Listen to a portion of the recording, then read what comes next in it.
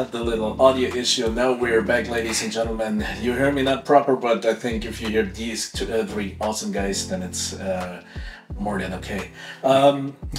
Roman, tell me, how do you prepare yourself when you go on competition?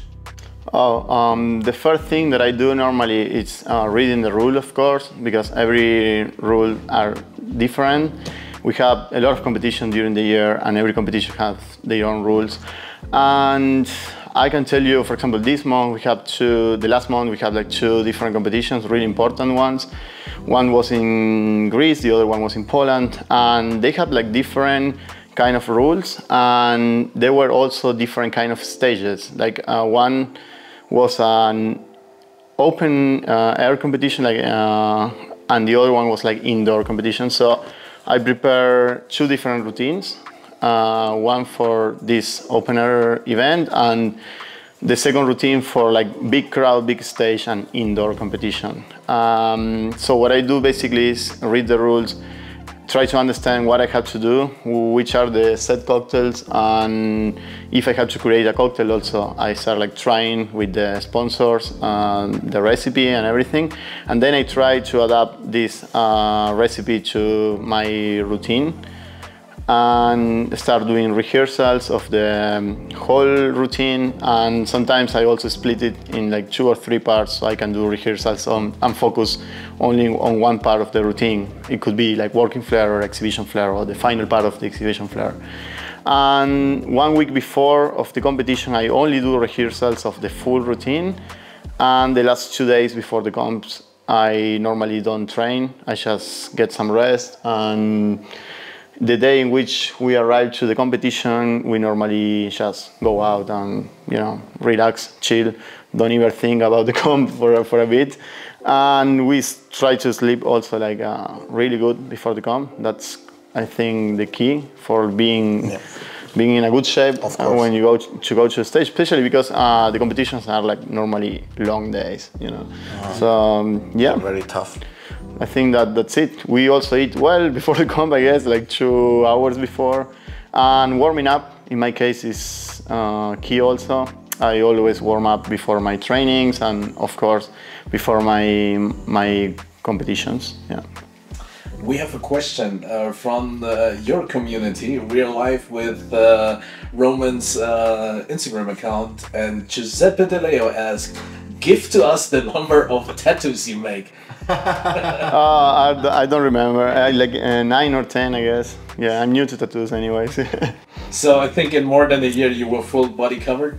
I don't know, let's see. I don't have much time for that normally because we are like traveling and competing. And the thing is, in my arms I can't get in tattoo because I'm like, you know, slapping bottles all the time, so it's not good for the healing, I guess. So if I will cover myself, I would do it like when I have free time and not competing, I guess. Yeah.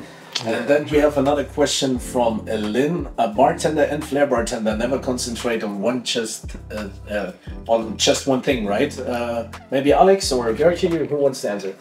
Yeah. So, meaning concentrated in only one thing.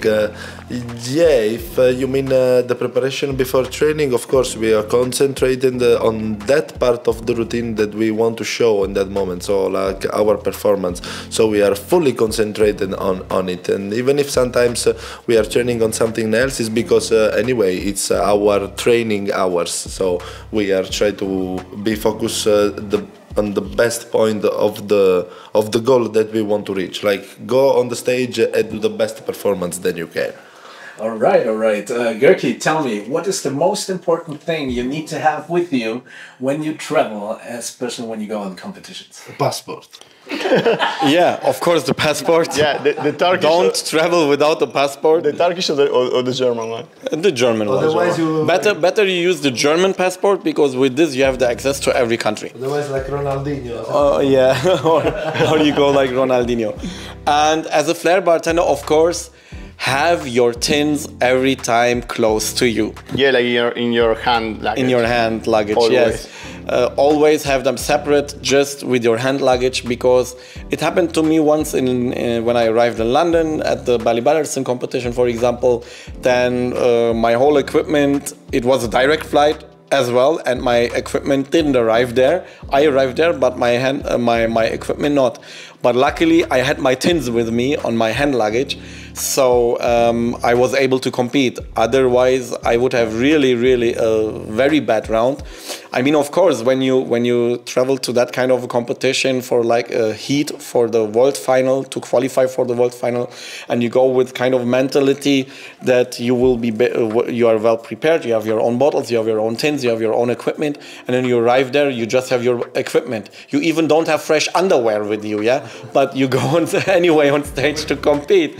I mean, this is like, anyway, your focus is destroyed in that moment, because you need to think of so many details, and then you need to, at the same time, you need to be concentrated to just be clean on stage and to just enjoy the moment and to give the audience the best performance you can do with these conditions. This is also like kind of a little fight with the environment, but anyway, this is like really kind of, yeah, a tough moment. Okay, we have another question. I think this question belongs to Roman. The question is from See You Later, Sir Ryder.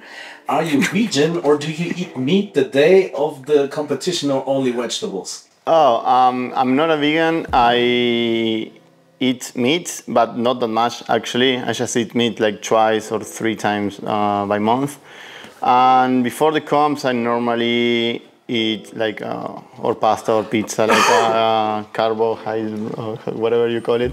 I mean, if I wouldn't eat meat before the comp because it's too heavy, and you need to like your digestion needs to be like fast before the comp. You need to go like empty stomach, but not really. Like that's why we eat like 2 hours before normally. Okay. Yeah. Alex, there is a question from Elena Vidolena. Do you think flair bartending is quite popular now? And are there any basic tips for beginners? Yes, guys. Yes, guys. Of course, yeah. It's becoming really popular, and this is what I always thought from when I start. I always say that it will become popular as the football is, because in every bar you will have some bartenders which wants to throw bottles, so it will become really popular. And yeah, for who wants to learn, guys, just. If you are training because someone just teach you how to do flair, don't train. But if you want to train because you are really passionate, so you know that you will spend all of these hours in that training room, just do it. And you will see the results in the end. Just training, guys, just training. And compete. Yeah, compete of course, but first training. Okay. Goerkem, there's another question. Can you please explain the badass move thing? I think she mean the biggest move. Oh, right, yeah. Yeah, the biggest move. What do you mean with the, can you explain the badass move thing? I think she In means which the context? biggest move. I like Yeah, what's the biggest move? What is the meaning behind the biggest move? The meaning behind the biggest move is like of showing your biggest move you have. It doesn't have to do that you use multi-object. It can be also just 2 objects or 1 object, but it needs to be a kind of very original and difficult move, which just you are able to do it. And so this is the meaning of a biggest or big ass move. I mean, there are some flair bartenders who do like kind of sequences, but in my opinion, this is not the biggest move. The biggest move just has like maximum 5 seconds or maybe 7, and that's it. So you throw just one. Yeah, it's kind of just one move. Yeah, and it can be long, but it has to be one move. Yeah, it has to be one move, and not a whole sequence with like beginning first with the juggling and during the juggling trying to fit in the move. This is not for me a biggest move. So for me, a biggest move is kind of throwing everything what you have in the air and trying to catch it in a very nice way. and in a very difficult and original way. Yeah. This is for me kind of the biggest move. Yeah, biggest move you can perform in your routine, Of course. in the competition, or maybe she means like biggest move. What is the biggest move? What is the biggest move prize they give in competition? Is like a special prize of a separate move you do afterwards, like when the competition is finished. You can try your biggest move. Yeah, sometimes you it's have like 3 tries normally. Yeah. It's also nice because sometimes they choose the bartender which they've been a bit unlucky, so they couldn't pass through the final. So they choose like the other best which they're supposed to go in the final, or sometimes they choose all the competitors.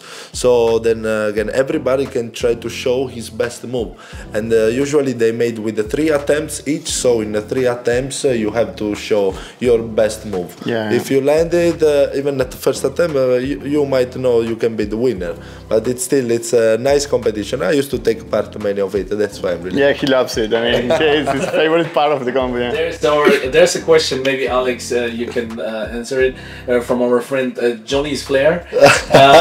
How many hours a day you practice, guys? Yeah, it depends. Half of an hour. Actually, In my mind, 24 hours.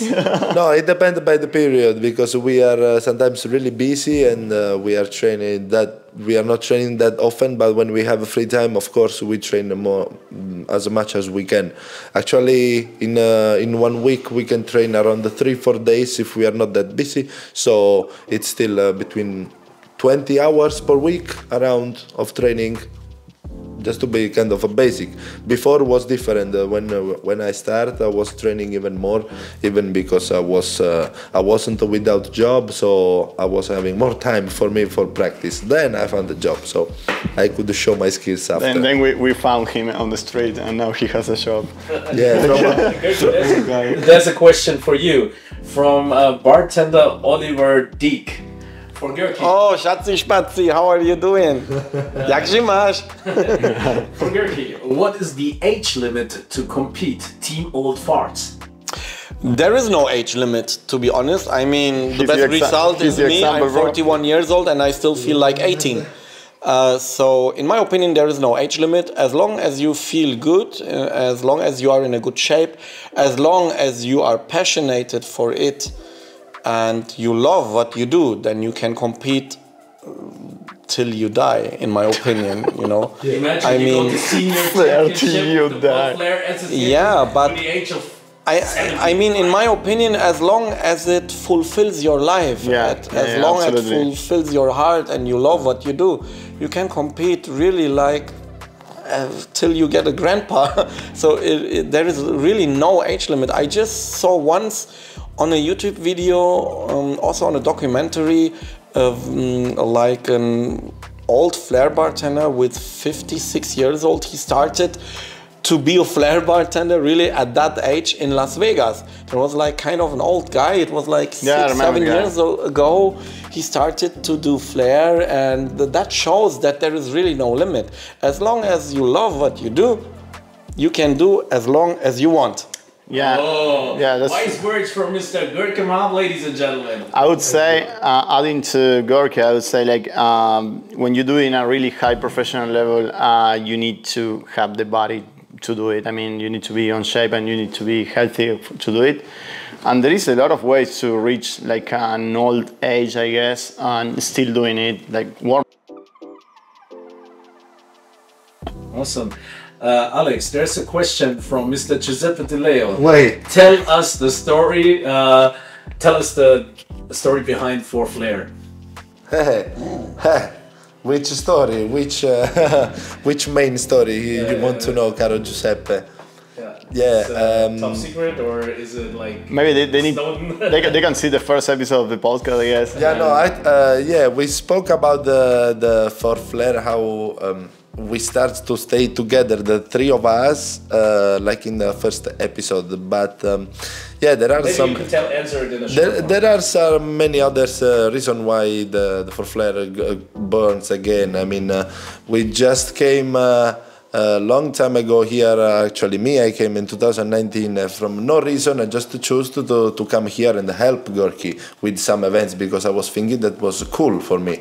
Even because I just finished my season there in Ibiza where I was working, so it was cool for me try to find a new place where to stay, and even if it was only for a few months, I understand many things here. Then also pandemic happens, so during the pandemic I could be more close to Goerkem, so we could understand better each other, who was him and who I was. And then the big friendship happened, and I choose to stay here. Then also in our Flair community, we know many of us, many of Flair bartenders, and some other old experience let also this year Roman come and stay with us, so we could build a strong team this year, even better than before. Yeah. Awesome. So we go off with the live stream. We're finished with our 15 minutes for all guys out there in Roman's community and to the other community. Now you need to tell the people what they have to do because I don't have no microphone. Okay, so people, what you have to do is, if you like our podcast that we are recording right now, we already done 3 episodes, so soon we're gonna publish them. And if you want, just comment, tell us what you think about it. If you want to ask some special question, we're gonna answer you, and let us know what you think. So maybe we can share this in our Flair community. Even if you're not Flair bartender, you can still ask whatever you like. Okay. Thanks, guys. And don't forget to follow the channel, so subscribe us. Thanks. Yeah.